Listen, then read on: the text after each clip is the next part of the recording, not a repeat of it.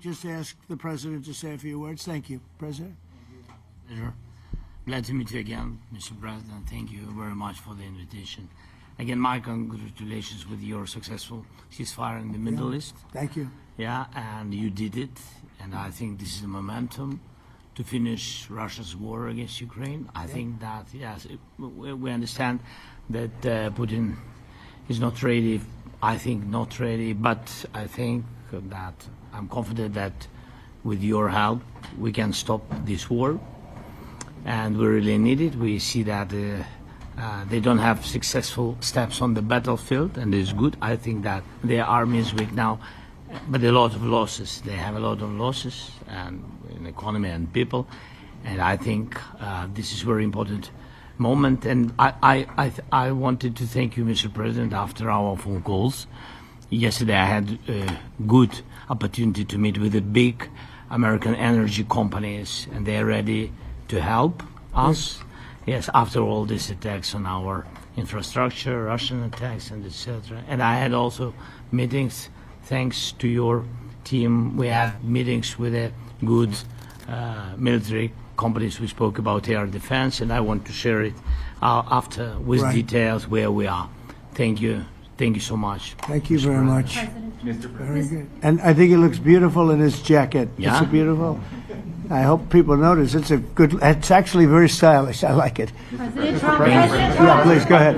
Under the Biden administration, the White House was fearing of a possible escalation. They were not allowing the Ukrainians to strike into Russia, fearing of this escalation. Yeah. Would your administration allow Ukrainians to strike deep into Russia? We're going to be talking about that. That's something we'll be talking about. You're right. It's an escalation, but we'll be talking about that. Mr. President. Will President Zelensky join you in Hungary to meet President Putin? Because it's a leader that we like. We like Viktor Orban. He likes him. I like him. It's a country that's a safe country. Done a very good job. He's been a very good leader in the sense of running his country. He doesn't have a lot of the problems that other countries have. And so we've decided that we'll be going to be with Viktor Orban, and he will, I think he'll be a very good host. President Trump. President Trump. President Trump. Right here. It's President Trump. Hungary, yeah. We're doing Hungary, yeah. With Putin, is it a trilateral meeting, or is it just you and Putin? To be determined, but I would say most likely it's going to be a double meeting. It'll be a double meeting, but we will have the President, Zelensky, in touch. There's a lot of bad blood with the two presidents, and I'm not speaking out of turn when I say it. It's a very difficult situation. You know, we just settled the war, and after thousands of years, I guess.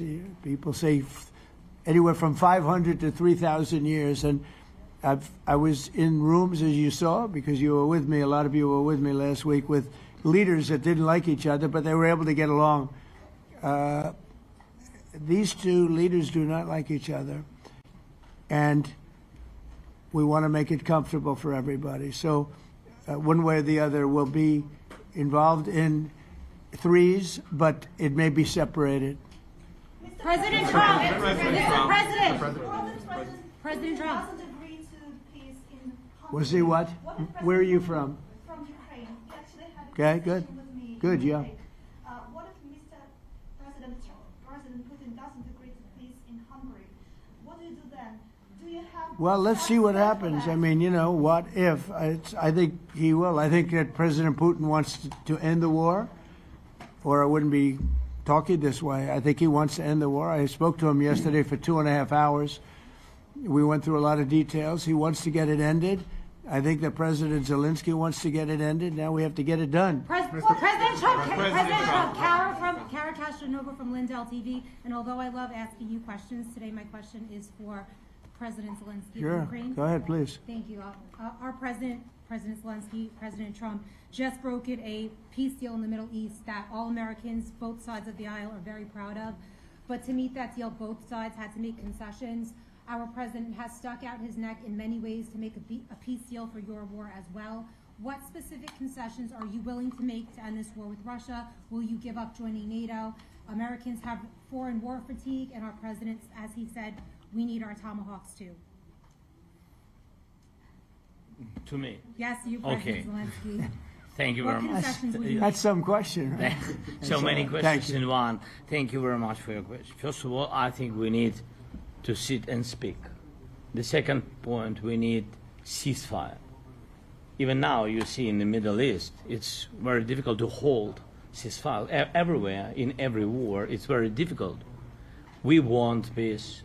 Putin doesn't want. That's why we need pressure on him. We will speak with President today what we need. We understand what we need to push Putin to negotiation table. And as I said previously, so we are ready to speak in any kind of format, bilateral, trilateral, doesn't matter. Matter just peace. This is important. And we don't speak about NATO or NATO. For Ukrainians, it's very important. Of course, it's our decision, decisions of allies to decide where we are. But are you willing to give Yes, up but joining the NATO? most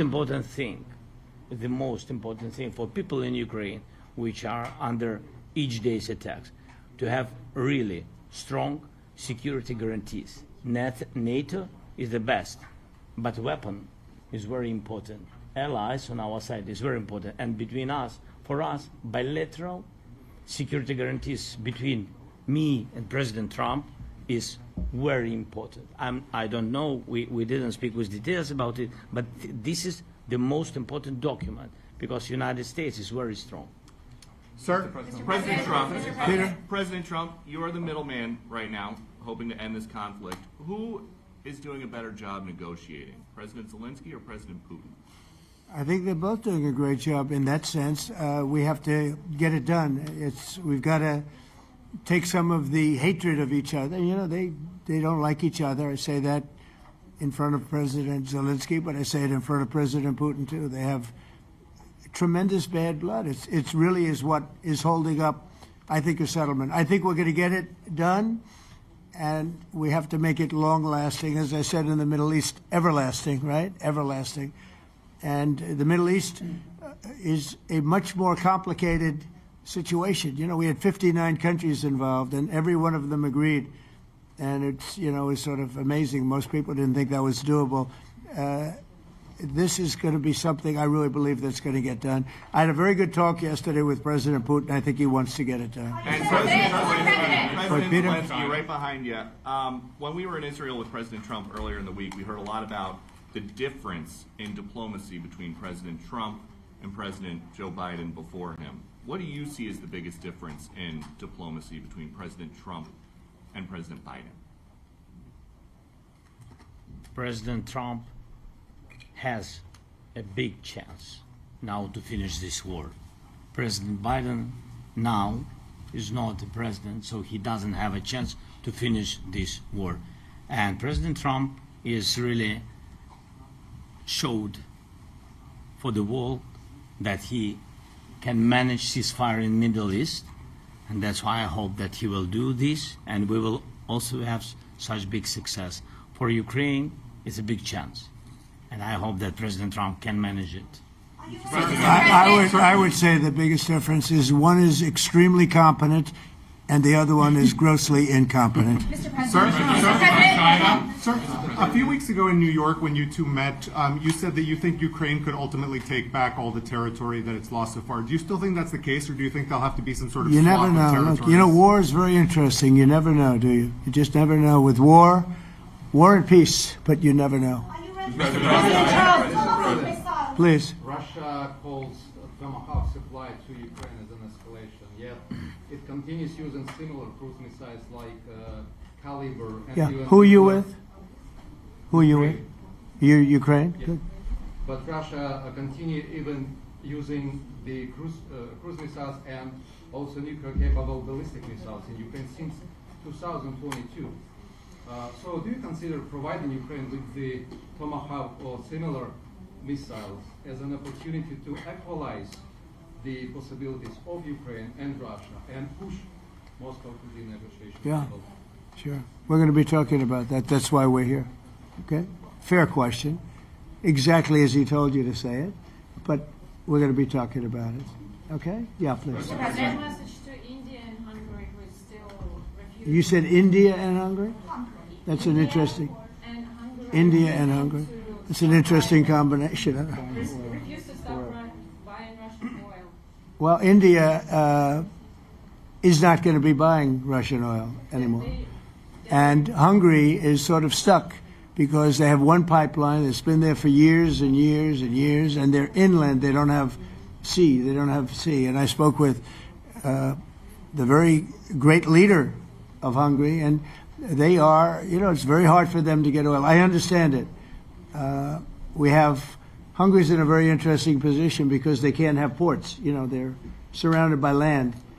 So we'll see what happens there. But India will not be buying oil from Russia. And they've already de-escalated, and they've more or less stopped. They're pulling back. They bought about 38% of the oil, and they won't be doing it anymore. Mr. President, Trump has been helping you in achieving peace in Ukraine. Who has? First Lady Melania Trump Yeah. has been helping in returning abducted Ukrainian children from Russian captivity. President Zelensky, do you appreciate those efforts? How do you assess them? And did you ask her to step in and to help you? No, she wanted to do it. She felt very strongly about the children, and she's done a really good job, I think, in bringing it to the fore. We have a lot of children involved. Now, it's some people say it's 20,000, and some people say it's 300. There's a big difference between that, so nobody really knows. But she felt very strongly about the children. She thinks about the children all the time. President Trump, if you okay tomahawks to Ukraine, what's going to happen if the United States is in a conflict and we need the tomahawks? Do we have enough? That's a problem. We need tomahawks, and we need a lot of other things that we've been sending over the last 4 years to Ukraine. We've been, we gave them a lot. Now we have a different situation. We send it to the European Union. They pay for it and all that, and they have plenty of money. But it's beyond the money. We need tomahawks, and we need a lot of other weapons that we're sending to Ukraine. One of the reasons we want to get this war over is exactly that. It's not easy for us to give. You're talking about massive numbers of very powerful weapons. So that's one of the things we'll be talking about. Hopefully they won't need it. Hopefully we'll be able to get the war over with without thinking about tomahawks. I think we're fairly close to that. Yeah, go ahead. Can I say, yeah, please. Just to understand. So for today, of course, we want to finish this war, but the war is another technological war. You don't use just tomahawks. If you want to target a military goal, you need thousands of drones. It goes together with such missiles. Ukraine has such thousands of our production drones, but we don't have tomahawks. That's why we need tomahawks. But United States is a very strong production, and the United States has tomahawks and other missiles, very strong missiles, but they can have our thousands of drones. That's why where we can work together, where we can strengthen American production. And so just so that I understand, so you're suggesting kind of a trade. If President Trump okays Tomahawk missiles to help you launch Yes, it's into about Russia, military goals. It's only about military goals. Right, but then you would authorize some kind of an exchange where Yes, of course. the U.S. gets Yes, we Ukrainian- have proposition. We have brief proposition President- with our drones. President Trump, I don't mean to be brokering an arms deal here, but is that something that you would be interested in, Ukrainian drones? We are, yeah, we would. We have a lot of drones right now. We build our own drones, but we also buy drones from others, and they make a very good drone. I mean, drone warfare has really come to the fore over the last couple of years because of this war. I will say, there's nothing like the jets. We knocked out a lot of drones in Israel. We were knocking them out for Israel, and we were doing it with extremely fast and powerful jets, following the drones and knocking the hell out of them. So it's, we know a lot about the drones, and we know a lot about the great jets, the great ones. The ones, and the B-52s, which were totally they were stealth. They were undetectable. So we have a lot of different weapons. And, I have an obligation also, though, to make sure that we're completely stocked up as a country, because you never know what's going to happen. in war and peace, right? You never know what's going to happen. So we're going to be talking about tomahawks, and would much rather have them not need tomahawks. Would much rather have the war be over, to be honest, because, you know, we're in it to get the war over. We're selling a lot of different types of weapon, as you know, to the European Union. We're not in it for that. We're in it to get it over. We're losing thousands of people a week, thousands of people. Russian, Ukrainian, and mostly soldiers. I mean, mostly soldiers. But we're in it to see that end.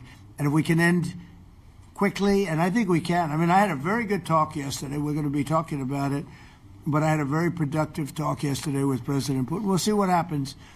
But the war in the Middle East was far more complicated. We got that one done. And I think we have a good chance. I think President Zelensky wants it done, and I think President Putin wants it done. Now all they have to do is get along a little bit. Can you give us an update on the trade negotiations with China, or perhaps Secretary Beth? Yeah, I will, and I'm going to let Scott do that. But I think we're doing very well. I think we're getting along with China. China would like to have something. As of this moment, we'll be meeting in a couple of weeks. We'll be meeting in South Korea. You think myself. Will go forward? I think so. It looks like it's going forward. I think so. They want to meet. We like to meet. I have a very good relationship with President Xi, and we're going to see what happens. But, you know, for years we were taken advantage of by China very badly. We were losing hundreds of billions of dollars a year to China.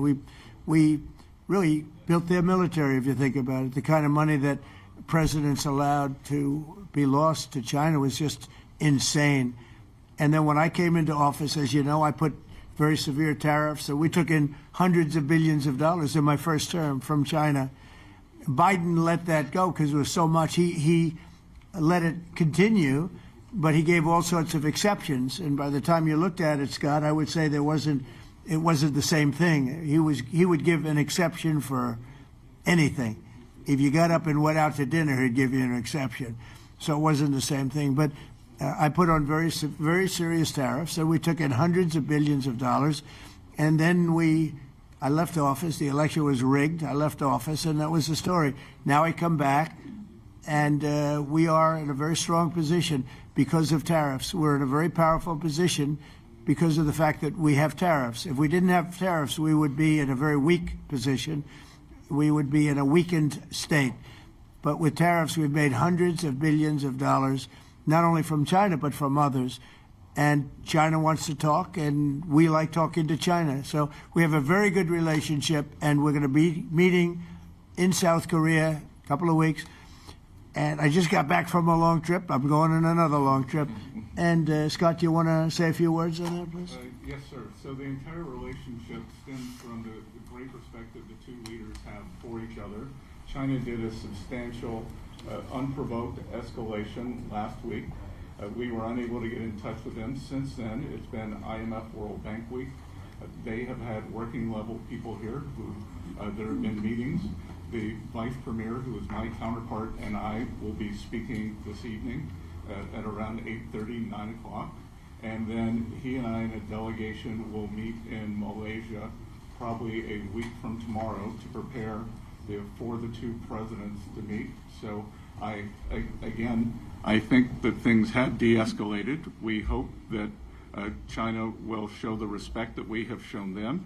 And I am confident that President Trump, because of his relationship with President Xi, will be able to get things back on a good course. Is the hope for that meeting with you and President Xi some kind of trade deal then, or could be more? Look, I think we're in a very strong position. I think we're in a very strong position.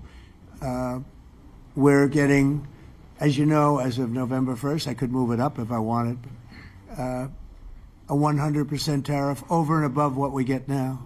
So that would make it about 157%. And China doesn't want that, and they want to talk, and we're talking. And I think we'll make a deal that will be good for both. I think we will do something. But you have to understand, we never got anything from China. It was a one-way street. For many years, for decades, it was a one-way street. And they became rich because of the United States. And frankly, presidents that, let's be nice, they didn't know.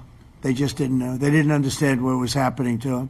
But I understood it. I understood it long before I ran for politics. I used to watch in amazement at how stupid our country was, how stupid they were. And we're not stupid anymore. And that includes with the European Union, that includes with Japan and South Korea. All we want to do is be treated fairly. But the fairly is hundreds of billions and even trillions of dollars coming into the United States. And it's our national security is secure because of tariffs. If we didn't have tariffs, we would have no national security.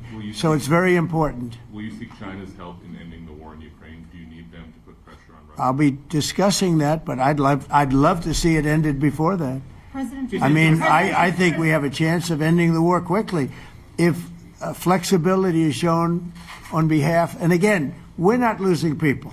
The United States is not. We're not losing people. We're not spending money. We're getting paid for the, ammunition and missiles and everything else that we're sending to the European Union, but to NATO. But it's very similar. If you look at the countries, I mean, it's very similar. And we just made a very fair trade deal with the European Union, and what we wanted, and we made a very good deal with NATO too. They pay for all of this.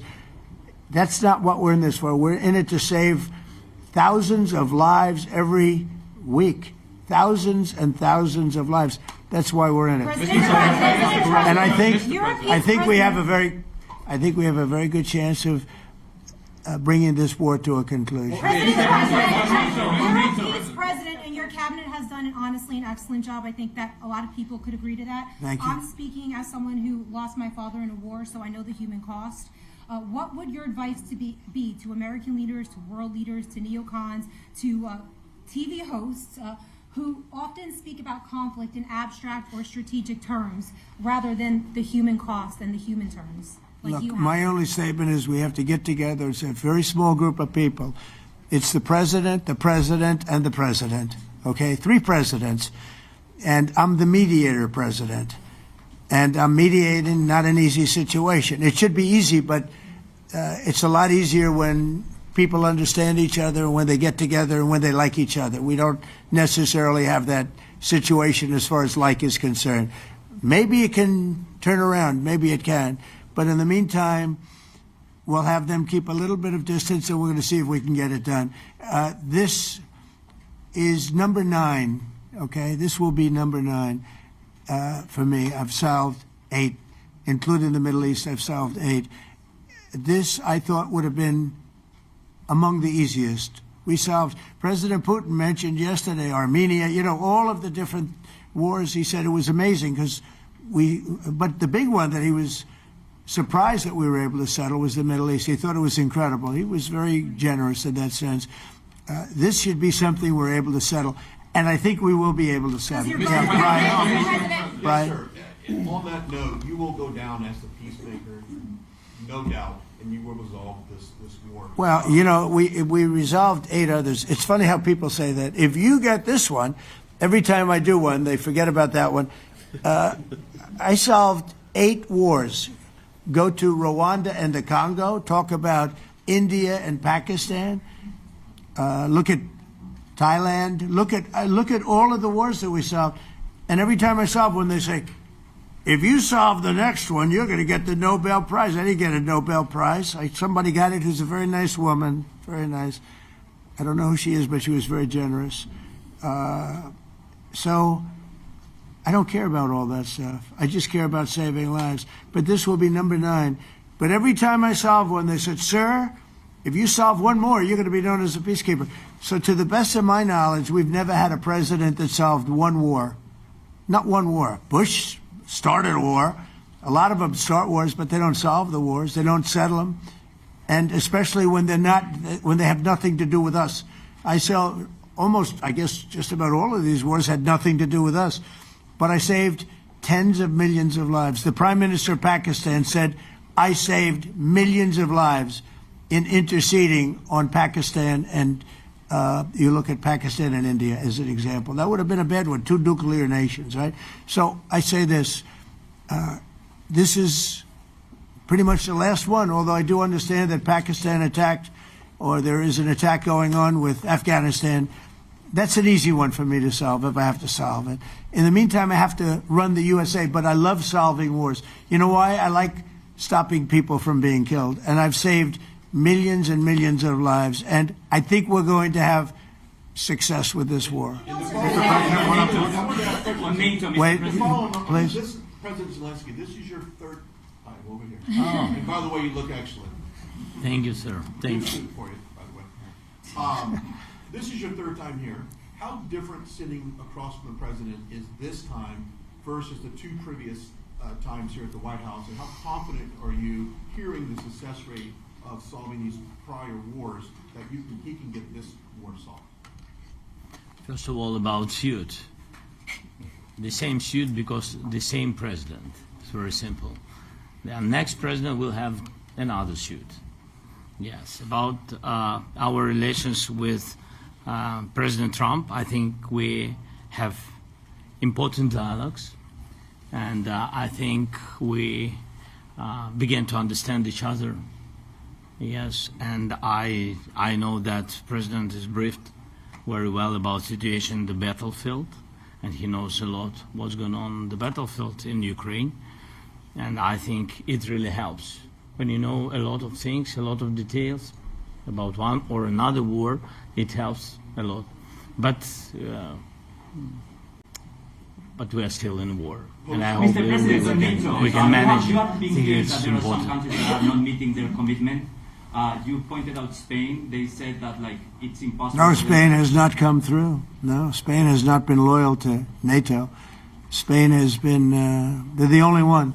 Everyone went up to, as you know, I mean, you were at 2% and they all went up to 5%, but Spain disagreed with that. I think Spain should be reprimanded for that. I think it's very bad that they did that, but that's up to them. That's up to NATO and Spain. They cannot be expelled from NATO. Can they or not? They cannot, according to the treaty, but they also claim that they are protected by the European Union umbrella for trade.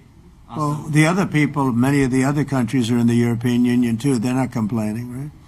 President, I can tell you that Putin is serious. That's of interest. Mr. They're President. protected by Yeah, please go ahead. Thank you, Mr. President. Do you think you can carry the momentum from the Middle East deal over to this deal? And if I do. So, how does that move the needle? Yeah, I do. I think we carry a lot of momentum, a lot of credibility. Getting Middle East done was very important. Nobody thought it could be done. That was one nobody thought could be done, and we got it done. And a lot of that was the big hit that we put on Iran with respect to the nuclear. They took that was an unbelievable military maneuver, the B-2s, and many other planes involved, by the way, but the B-2s. Yeah, I think nobody expected that to happen. And, you know, we had 59 countries involved, and these were countries very diverse. You had Arab, Muslim, Jewish, you had every country, Christian, you had every country, and many countries involved, and we got that done. And we got it done pretty swiftly after we set the table properly. We had to set the table properly. This should be one that we get done. And I think the table is set properly here now, too. And it'll be a great honor. It'll be a great honor to get it done. And the Ukrainian people are great, and the Russian people are great. And obviously they have much in common, as we understand. They have a lot in common. So it'll be a great honor to get it done. Yeah. On Venezuela, there are survivors from your latest boat strike. What happens to those survivors? Well, I'll ask Marco to discuss that possibly. Yeah, it's well known there's an ongoing narco-terrorist operation the United States has been conducting. As far as details of any recent strikes, we're not prepared here to announce all those details, but you'll get that information here very shortly. And how are there survivors when these are meant to be lethal attacks? Yeah, again, I mean, we're undertaking these operations against narco-terrorists. That's what these are. These are terrorists. Let's be clear. And but as far as the details of any recent operations, when we are prepared to announce those, we will, as the president has consistently done. So you may get something on that later today. Let me ask you, that was in a submarine, right? We attacked a submarine, and that was a drug-carrying submarine built specifically for the transportation of massive amounts of drugs. just so you understand. This was not an innocent group of people. I don't know too many people that have submarines. And that was an attack on a drug-carrying, loaded-up submarine. Yeah.